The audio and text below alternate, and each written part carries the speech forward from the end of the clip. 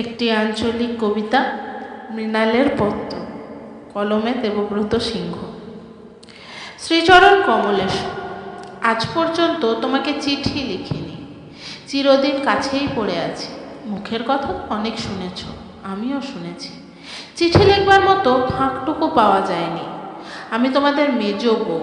আজ এই গঙ্গার পাড়ে দাঁড়িয়ে জানতে পেরেছি জগৎ এবং জগদীশ্বরের সঙ্গে আমার অন্য সম্বন্ধও আছে। তাই আজ সাহস করে এই চিঠিখানি লিখছি। এ তোমাদের মেজ বউয়ের চিঠি নয়। সেই ছোটোবেলাতে আমাদের পাহাড় কোলের জোরে নদী পেরাতে যাইয়ে এক আষাঢ় মাসের হরকা বানে আমি আর আমার ভাই ভাসে গেছিলাম বানের তরে। ভাইটি গেল ডুবে, আমি উঠলাম বাঁচে। পাড়ার লোকে বললে, বিটি ছেলার জীবন তো, যদি বেটা ছেলা হতো তাহলে কি বাঁচত? আমার মরণ নাই। সেই কথাটাই আজ তোমাকে নতুন করে বলতে চাই। বেশি দিনের কথা লয়। আমাদের বাঘমুন্ডি পাহাড়ি পথে জিপ গাড়ি ছুটায়ে লাল ধুলা উড়ায়ে যেদিন আলে তোমরা, পাহাড় কোলে জোরের ধারে চড়ুই ভাতি করতে এলে, সেদিনটা মনে আছে তোমার? দিনটা ছিল খড়বার, মাসটা ছিল মধু মাস। টানে টানে ডাঙা ডহরে পলাশ বনে আগুন লাগা মধু মাস। আমার মরণ নাই। তুমি বলেছিলে তোমার সঙ্গে দেখা হবে বলে মরণ নাই আমার। তুমি রাজপুত্র, কত লেখাপড়া জানা মানুষ তুমি। বিএ এমএ পাস, হাই স্কুলের মাস্টার। আমি আর কে? কাঠ কুড়ানি, রাঙামাটির গায়ে ঘরের স্কুল ছুট কাঠ কুড়ানি। কি সুন্দর গায়ের রং তোমার, একেবারে চাপা ফুলের পাড়া। আমি একবারই কালো, আকর বলের পাড়া মিশ মিশে কালো। তবে সবাই বলে কালো হলে হবে কি, আমার গরম খুবই ভালো। টানা টানা চোখ, বাঁশির মতন নাক, ছিপছিপে চেহারা। বাঘমুন্ডির হাটের হলুদ রাঙা শাড়ি পরে দাঁড়ালে, খোপায় লাল পলাশের ফুল গুঁজলে আমাকে নাকি দেখায় দারুণ। একেবারে মন ভুলানি, একেবারে মন কাড়ানি। বাপ আমার বাবু ঘরে মুনিশ খাটা ক্ষেত মজুর।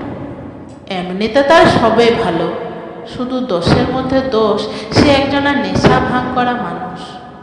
দিন ফুরালে, সন্ধ্যা হলে তাকে হাতছানি দেয় মহুয়াতলার মদ ভাটি। ঘর দুয়ার, ছেলা পেলা, লেখা পড়া, বাপের কোনো দিকে নজর নাই। তখন বহুত ছোটবেলা, তখন থেকেই দেখতাম বাপ আমাকে বিদায় করলেই বাঁচে, একদম হাফ ছেড়ে বাঁচে। মা কিন্তু তা লয়। মা বলতো, অত ছোটতে বিহা কিসে? আর 5টা বেটি ছিলা যেরম যাচ্ছে স্কুলে, তেমনি যা, দুপাতা লেখাপড়া করে আসুক। সেই করে টানিয়ে টুনে কোনো মতনে গায়ের স্কুলে 9 টুকু। ইহার মাঝে বলা নাই কোয়া নাই, বাপ একদিন হুট করে লাগাই দিলে বিহা। তখন কি আর জানতো মতো পুরুলিয়ার খোট্টা পাড়ার জানকী যাদবের কাছে আগাম টাকা লিয়েছে বাপ। আমি দাঁড়াইছিলাম রুখে। সেই রুখে দাঁড়ানোর জোরে বিহার দিনে থানায় যাই আমি ভাঙে দিয়েছিলাম সব। কাগজওয়ালারা টিভিওয়ালারা কোথায় থাকে কে জানে, তারা আমাকে নিয়ে এক ঘড়িকে দুনিয়া দিলে খবর করে। সে খবর তো দেখেছিলে তুমি, মিথ্যা নাই বলবো। এত সব জেনে শুনে তুমি আমাকে বিহা করেছিলে বলে গায়ের লোকে দেবতা বলেছিল তোমাকে। মনে আছে, আমার সব মনে আছে। সেই ফাগুন দিনের দিন ফুরানো বেলায় যেদিন তোমার সঙ্গে গেলাম তোমাদের ঘরে, সেদিন ঘুমটা মাথায় আমাকে দেখে ভূত দেখেছিল তোমার মা। তার মুখ গেছিল শুকায়।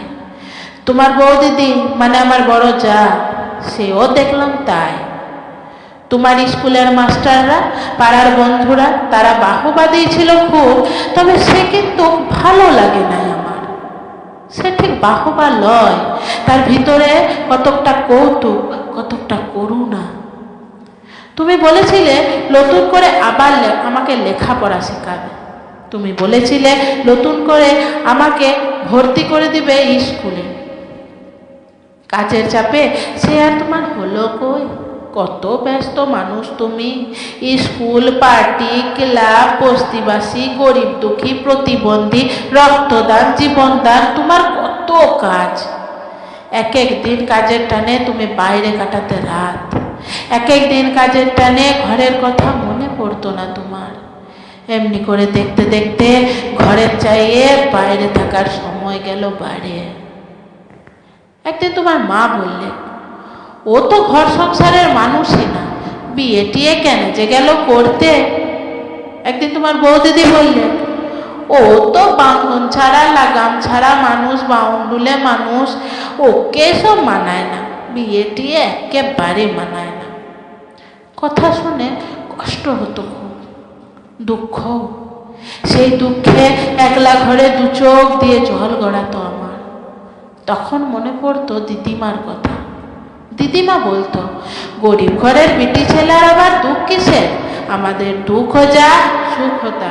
আর হ্যাঁ দেখ, একটা কথা শুনে রাখ, যার রং কালো তার মন ভালো। কিন্তু মন ভালো হলে হবে একটা কি, সে মনের খবর লিবার লোক কোথা। বড় লোকদের হুজুকের কোনো কমতি নাই, কত রকমের হুজুক। গরিব ঘরের বিয়া ভাঙে যাওয়া কালো মেয়াকে উদ্ধার করাও যে একটা হুজুক, সেটা আমি জানবো কিরম করে। দেখলাম হুজুকটা একটুকুন কাটতে না কাটতে তুমি পড়লে আমার গায়ের রং নিয়ে। কালো রং ফর্সা করবার যত রকমের নামি দামি রকমারি ক্রিম একের পর এক আনতে লাগলে তুমি। তার সাথে আবার পালা করে শোনাতে লাগলে খবর, কাগজের সব মন খারাপ করা খবর।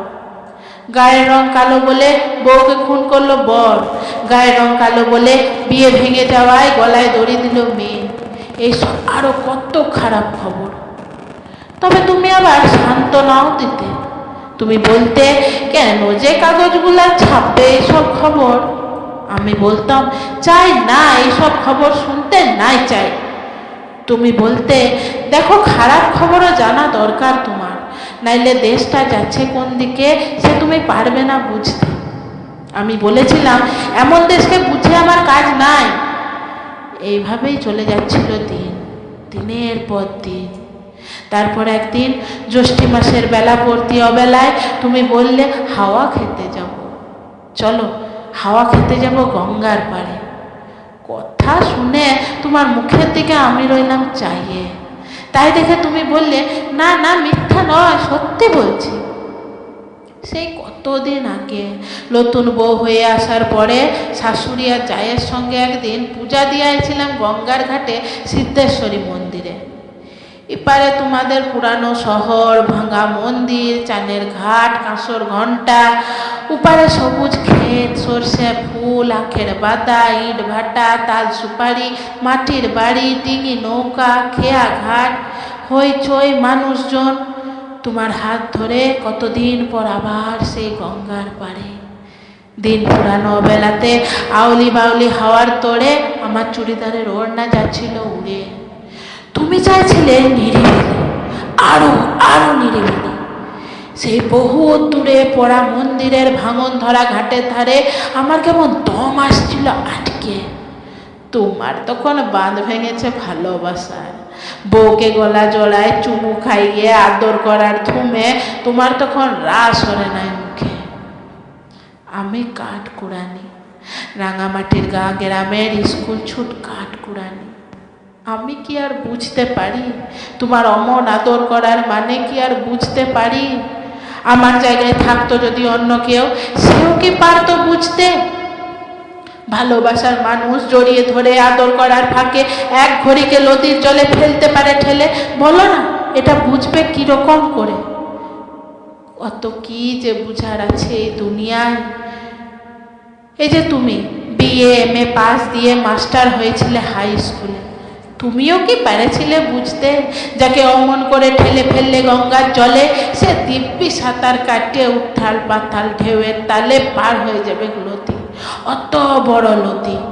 পারো নাই বুঝতে, একদম পারো নাই। তাই তখনই পার ছাড়ে পালিয়েছিলে তোরে। কি অদ্ভুত মানুষ তুমি। তোমাকে একদিন বসাইছিলাম দেবতার আসনে, বলো আজ কোথায় বসাবো তোমায়? দেখো মানুষে মানুষে কি তফাৎ দেখো। তুমি কত কাছের মানুষ হয়ে কত সহজে আমাকে ঠেলে ফেলে দিলে নদীর জলে, আরেকজন কত দূরের মানুষ হয়ে নদীতে ঝাঁপ দিয়ে সাঁতার কাটে দুহাত দিল বাড়ায়। মানুষটা দেহাতি মানুষ, নাম শিবচরণ, পেশা ইটভাটার বদলি মজদুর। না, তোমার মতন লেখাপড়া মাস্টার লয়, লেখাপড়ায় সে বিলকুল আনপড়। তুমি ভাবছ নালিশ করব তোমার নামে? না, নালিশ আমি করব না। কি হবে নালিশ করে? আমাদের এই পোড়া দেশটার সবই তো আছে তোমাদের দখলে। নেতা মন্ত্রী, থানা, পুলিশ, কোর্ট কাছারি সব। সেখানে গাঁ গ্রামের গরিব ঘরের মেয়েদের কতটুকুনি আর জায়গা আছে বলো? তবে এখনো মানুষের পাশে দাঁড়ায় মানুষ, এখনো মানুষের জন্য জীবন দেয় মানুষ। সেই মানুষকে সাক্ষী রাখে এক বড় মানুষের বহুত কালের কথা আজ আবার নতুন করে বলি তোমাকে, শোনো। সংসারের মাঝখানে মেয়ে মানুষের পরিচয়টা যে কি তা আমি পেয়েছি, আর আমার দরকার নেই। তোমরা যে আপন ইচ্ছা মতো আপন দস্তুর দিয়ে জীবনটাকে চিরকাল পায়ের তলায় চেপে রেখে দেবে, তোমাদের পা এত লম্বা নয়। ইতি মৃণাল, তোমাদের চরণ তলাশ্রয় ছিন্ন এ যুগের মৃণাল।